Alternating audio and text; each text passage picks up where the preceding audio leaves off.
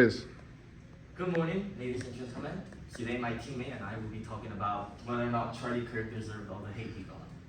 Now, Lee, will be in defense of the general public's dislike for Charlie Kirk, and my friend over here, he will be defending him from what he thinks is unjustified hate.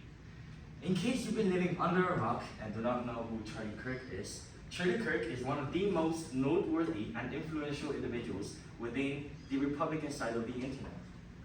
He started becoming politically active in high school and was up until September 10th, 2025, where he was tragically assassinated. As a disclaimer, we will try to be tasteful in our debate and try not to paint him as a martyr, nor disrespect him after his death.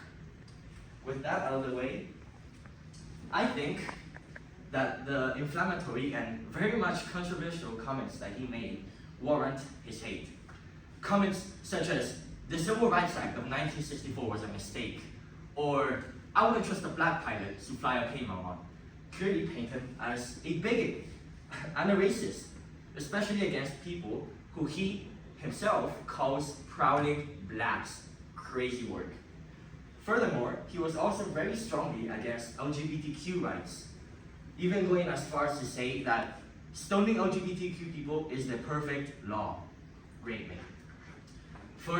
Furthermore, he also said that if his hypothetical 10-year-old daughter got raped and got pregnant from said rape, that he would like for his daughter to conceive the rapist's child.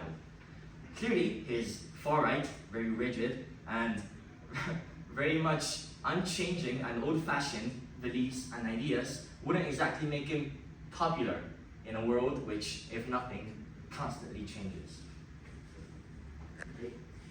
Maybe Charlie Kirk isn't the most popular guy there is, but he's clearly famous. First of all, I understand what he has said, but I have to ask you a question. Have you ever seen a full Charlie Kirk debate? Have you? I am sure that many people haven't. But why does everyone know him? Why do we know him? Thanks to social media. Thanks to 1, 2, maximum 3-minute clips there is from him. And why does this matter? These clips are many times, if not most of the times, taken out of context. He tries to give a whole idea, and people like to grab the part of the video which will give them the most views, the most likes, and they will upload it. I also have to say that America is the country of freedom, in which everyone, everyone, even you, can express their opinions. And he's an American. This guy is an American, and he's free to express his opinions. And that's what he was doing. And I also need to clarify. Criticism isn't the same as hate. It's okay to criticize people, but not to hate them. What's the difference? When you hate them, you invade the other person's, you disrespect the other person, and you enter their freedom, while with criticism, you stay among your freedom. Sure, I agree with you about the fact that the citizens of the United States have their freedom of speech and, more importantly, their freedom of thought protected by the First Amendment of the Constitution.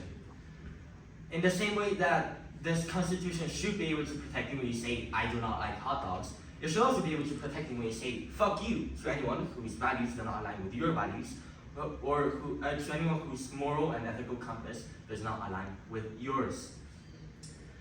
I do not think any amount of context can say what he has said. Because, tell me, what exactly are Charlie Kirk's comments? I don't think they qualify as criticism. Saying that someone should be stoned to death, I don't think qualifies as criticism. I think, if anything, that's clearly hate. And the reason why people hate, quote unquote, Charlie Kirk so much on social media is because of his thoughts on very relevant issues today. Issues which, while in the process of being solved, cause death and tragedy, unfortunately, and a process which is only slowed down by Charlie Kirk's comments.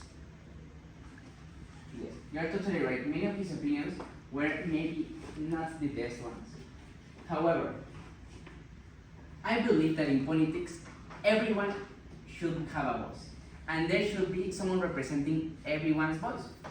And the thing is that Charlie Kirk is someone who represented a voice that didn't have popularity. Or maybe was popular, but not seen as the best by many. Just look at this. Do you know what each of these votes represents? Each of these votes is 1 million people in the US. And let's say that these people support Charlie Kirk's point of view, which is a lot, and they should be heard. However, this side don't. And of this side, maybe this part of the population hate him. You might think, those are only 4 dots. Well, those 4 dots represent 4 million people that hate him. And that's why he's so hated in the internet, and also many people hate him just because of his relationship with Donald Trump. They don't understand that Donald Trump is an individual and Charlie Kirk is a totally different one. Thank you. Perfecto.